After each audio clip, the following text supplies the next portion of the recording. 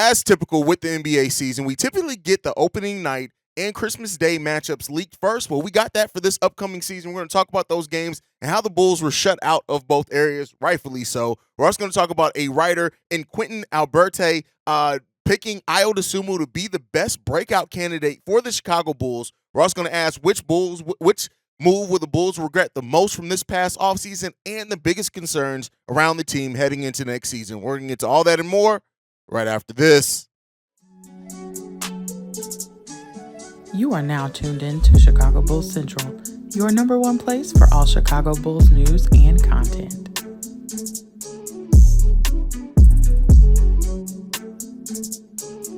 What's going on, Bulls fans? Welcome to another episode of Chicago Bulls Central, your number one spot for everything Chicago Bulls related. I'm the host here, Haize, but you guys can follow the channel right off the top at Bulls Central Pod on every social media platform we happen to be on. With that being said, let's go ahead and get into the content for today. First up, we have the opening night schedule released or leaked. So the season starts on October 24th with the opening night games being the Los Angeles Lakers because, of course, the NBA loves pushing the Lakers versus the Denver Nuggets, the defending champions, and we have the Phoenix Suns versus the Golden State Warriors. So, fun games in a sense, right? You get to see the defending NBA champion a rematch of the Western Conference Finals right away. And then the new look Suns, I'm sure that the NBA is excited about that team and wants to kind of put them out to see how they're going to perform initially, how the ratings are going to do against a team in the Golden State Warriors that have always been a draw for the last almost decade at this point. So, it makes sense in that case. I'm not really too excited about either one of these matchups.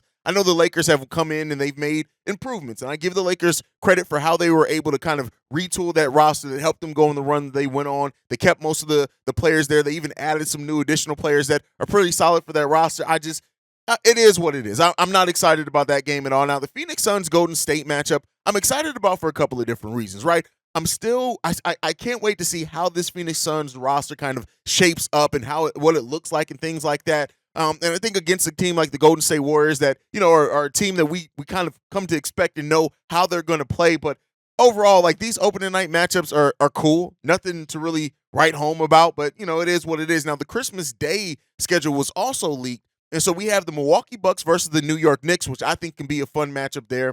The Philadelphia 76ers versus the Miami Heat. We really don't know what state either team is going to be in by then. Is James Harden still on that roster? Is Dame Lillard on the Miami Heat? Maybe the NBA is doing some future forecasting there. Then we also have the Boston Celtics at the Los Angeles Lakers. That's a traditional matchup. It is what it is as far as rivalry there. The Dallas Mavericks versus the Phoenix Suns. I'm actually more excited about this matchup than what I initially thought that I would be. I do think that Kyrie Irving and Luka Doncic both understand what's at stake if they can't make this work this season.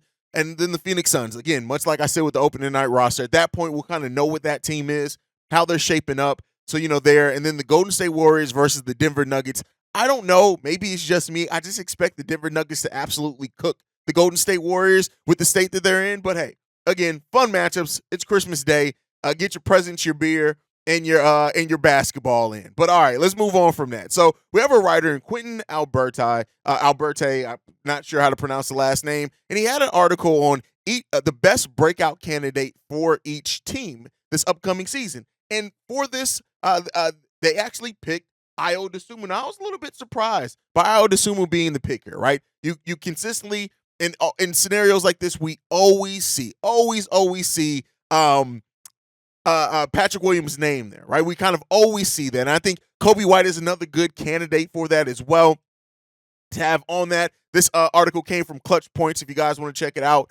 But in this, when he picks Ayo Dosunmu, he had this to say, and I was kind of surprised by this little blurb in here. He says, however, Ayo Dosunmu has the combination of size, athleticism, passing ability, scoring potential, and defensive intensity that should get him in the starting lineup somehow, especially if he starts knocking down threes at a rate more similar to his rookie season, 37.6%. Besides, no matter who starts at point guard, they don't have the archetype floor general that Lonzo Ball was, so why not start Ayo, a player that has a 4-inch height advantage over Carter, better in-between game than Caruso, and better defense than Kobe White. Now, with all the conversation around who's going to start, heck, I have a whole video on who's going to be the Bulls starting point guard this year. Really, most people have zeroed in on it either being Javon Carter or Kobe White. But wants to say who says that Ayo Dosunmu does not come into training camp trying to make his name felt for it as well. Now, I think Ayo's going to have a big uphill battle to get into that. Yes, they did pay him. Yes, they probably still want to see if he's going to be able to hit that potential. And he probably should be given a chance. If it's an open competition, evaluate everybody and how you project them to do in that role. But the fact of the matter is this, right? No matter how Ayo Dosunmu projects, we have season. We have the half a season after Lonzo Ball went down. We have the start of this past season of Ayo Dosunmu being a starter with this core, right? With this same starting, well, the rest of the 4 players we expect to stay the same. And it was a mixed bag to a net negative, right? While I understand what the writer here is talking about, I understand, yes, Ayo Dosunmu does have that size. He does have the athleticism. He definitely does have the defense. Now, as far as scoring potential, we all know the scorer he was in Illinois. That doesn't necessarily mean it's going to translate to the NBA. I think the Bulls would have to change their play style to get the best out of Ayo Dosunmu's scoring potential and his kind of point guardsmanship. I think they would have to be a faster paced team, which could benefit Zach LaVine, which could benefit Patrick Williams, which could even benefit Nikola Vucevic as the trailer in a situation like that, right? We know Vuce ain't getting up and down the floor too quickly. Maybe if you put Andre Drummond in there in specialty lineups, things like that. And that is why I do hope that the Bulls push the pace a little bit more. Not so Ayo Dosunmu can start, and maybe not even with that starting lineup, but especially once your bench comes in, I think you maximize on the potential of the players by upping the pace of the offense at that point in time, even with Alex Caruso, right? And then if Julian Phillips is getting in the game as somebody who can yam it on people's heads and things like that, I think that helps kind of that version of the roster, that bench unit, right? That those reserves a little bit more. If they can play solid enough defense to get out and rebound well enough to get out in transition, I think your best bet for getting scoring off the bench at that point in time is being a team that pushes the pace. That's a story for another day. I think I've hijacked the topic and turned it into something else completely. But as far as Ayo being picked as the best candidate for the Chicago Bulls to break out, that's just not something that we've heard very often. And while, I have been, and us and Bobby and Bobby and C-Dub over at the Cognac Boys, everybody's kind of been consistent in the fact that Ayo does have potential, but he's going to have to come in to training camp not only in some of the best shape, but the best focus that he's had and played the best. Because while Ayo's had a clear-cut role the last couple of seasons, I don't think that it's as cut. Now, in this article, to say that he eventually somehow takes over that starting lineup, that is, you don't have very many people with that mindset and mentality when it comes to Ayo Dosunmu right now. But if he's able to come into camp, make it interesting, hey, I mean, who's to say that you can't? The Bulls need at least one of these young players to break out, and regardless of who it is, whether it's Kobe, whether it's Ayo, whether it's Patrick Williams, whether it's Dalen Terry, no matter who it is, that ups the Bulls' ceiling and their best chances to kind of start digging themselves out of this hole that they've kind of been in. So let me know what you guys think, especially the reasoning given. Do you think that Ayo Dosunmu has a good chance to be one of the breakout candidates for the Chicago Bulls team? Let me know what you guys think.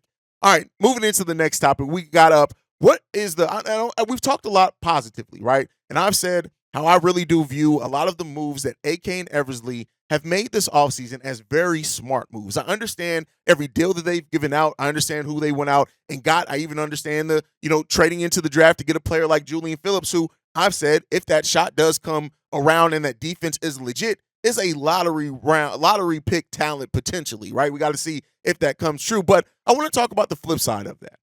Which move did the Bulls make this summer will they end up regretting the most? And so to kind of run that down, you of course have the re-signing of Kobe White on a 3-year, $33 million deal. I think $36 million deal that could be up to $39 million with incentives. You have what they signed Nikola Vucevic for on another 3-year deal to retain Nikola Vucevic. You then have going out and getting veterans Javon Carter and Torrey Craig. And then, of course, trading into the draft to draft Julian Phillips, where maybe they could have they passed on a player like Amani Bates, some of the other players, a G.G. Jackson, a player that I was extremely high on in this draft that I think could have brought something that the Bulls needed at that power forward position right now, right? So which one of these moves, when you evaluate the Kobe White, Nikola Vucevic part of it, you guys know how I feel on it. Vuce, you were in a place to where you couldn't replace him, so I understand why they brought him back. but that could be a deal, especially looking at Vooch's age. The fact that his game's never really been built off athleticism can both work positively and negatively for the Bulls, because what if the little bit of athleticism he does get falls off, right? So you look at stuff like that overall, but I do think, I understand the deals that they made. I don't think that they're horrible deals, but they are, definitely are deals that you could end up regretting depending on how these players progress or play over these 3 years, right? Kobe, while he came along in every aspect of his game last season, and then that scoring came on after the All-Star break where his shooting percentages skyrocketed, went up to 40%, over 40% in both from the field and from three-point range. Who's to say that the season's not going to mainly be what it was last season, where he's struggling to score? And then you have to ask yourself, does Kobe White play good enough defense? While he does play really good defense, is that defense good enough to overcome him being even more streaky than what he was? Last season was some of his career lows and averages as far as that goes, right? As far as scoring-wise. We talked about the Vooch aspect of it. Now, as far as Devon Carter, Torrey Craig, I look at these deals as, Torrey Craig especially, it's a vet minimum. I don't think that you can regret a vet minimum contract, mainly because you can cut it, waive it, sign another veteran at any point in time. They're easily movable deals coming off those deals. So, that's kind of my thought on that one. Again, I could absolutely be wrong on that. Maybe it does become something that they regret. Also, you look at the Javon Carter part of it, right? You're bringing in Javon Carter because of what he does well, right? You're bringing him in because he plays great defense. He's a top 10, top 20 three-point shooter in the NBA by percentage and volume. So, Javon Carter, really good there. You're paying him a little over $6 million a year. Again, that deal is so relatively cheap that I don't know if it could be a huge regret, but it could. And then you get to looking at the draft when it comes to Julian Phillips, right? Julian Phillips, you pass on Amani Bates, who has such high scoring upside that a lot of Bulls fans wanted, but you traded 2 first-round picks. Let's not even get into who they passed on to do it. If those 2, I said first round, 2 second round, if those 2 second round picks ends up being players that those other teams get that turn into something, which isn't quite as common with second round picks, but if that happens, do you then regret trading in more assets for a player that may not work out, right? And then lastly, I didn't put on this list, I almost forgot, passing on Javon Freeman Liberty, a player that has been in your system for over a year now. You didn't find a way to retain him. And then he goes to Toronto. If he does turn into something with Toronto, whether it comes this year or down the road, that still could be a deal that they end up regretting when it comes to this offseason. Let me know what you guys think. Which is the biggest move that or lack thereof that you think the Bulls are going to regret when it comes to this offseason when they look back on it years down the line? Let me know what you guys think on that one. Now, before we go, I do want to talk about some of the biggest concerns around the Chicago Bulls team heading into next season. And while this season could be another rough one for Chicago Bulls fans, the biggest concern that I have for this team is that we see a regression from the core 3, right? We saw this core 3 played the most minutes of any 3 players in the NBA last season, and they had some of the worst results. If you regress further after that and that doesn't develop after you've doubled down on this core, in a way, we'll see what happens with DeMar DeRozan's contract extension. That is one of the biggest signs for concern, because this core 3 just didn't play well together, right? And they had solid seasons individually. When you look at the raw numbers of it, they had solid seasons. Those are solid statistical seasons when you look at what the Chicago Bulls team, what these core 3 players were able to do last season. It was a solid season for each one of those players, but we did not get the team success that came from it. That's why yesterday's video I titled DeMar DeRozan's contract extension comes down to the success of the team. But when you look at it, Zach LaVine, 24.8 points per game, 4.5 rebounds, 4.2 assists, almost a steal per game. Solid season. DeMar DeRozan, 24.5 points per game, 4.6 rebounds, 5.1 assists, 1.1 steals per game. Again, a solid season. Nikola Vucevic, almost 18 points per game, 11 rebounds per game, 3.2 assists, almost a block per game. Solid season statistically on paper. That is why watching the games is just as important as anything else. But we did not have the success as a team that we would want from the core 3 players. Next one up. No progression yet again from your young players. That is one of the biggest concerns, probably even bigger than the core 3 regressing, is that you don't see any development from Kobe White, Ayo Dosunmu, Dalen Terry, Patrick Williams, if we want to throw Julian Phillips in there, right? It's rookie year. He's probably not going to play a lot, especially in a Billy Donovan team. But that is probably the biggest hit in the stomach to the Chicago Bulls' future. If none of these young players progress in a meaningful way, right? And I don't even mean taking the huge leap.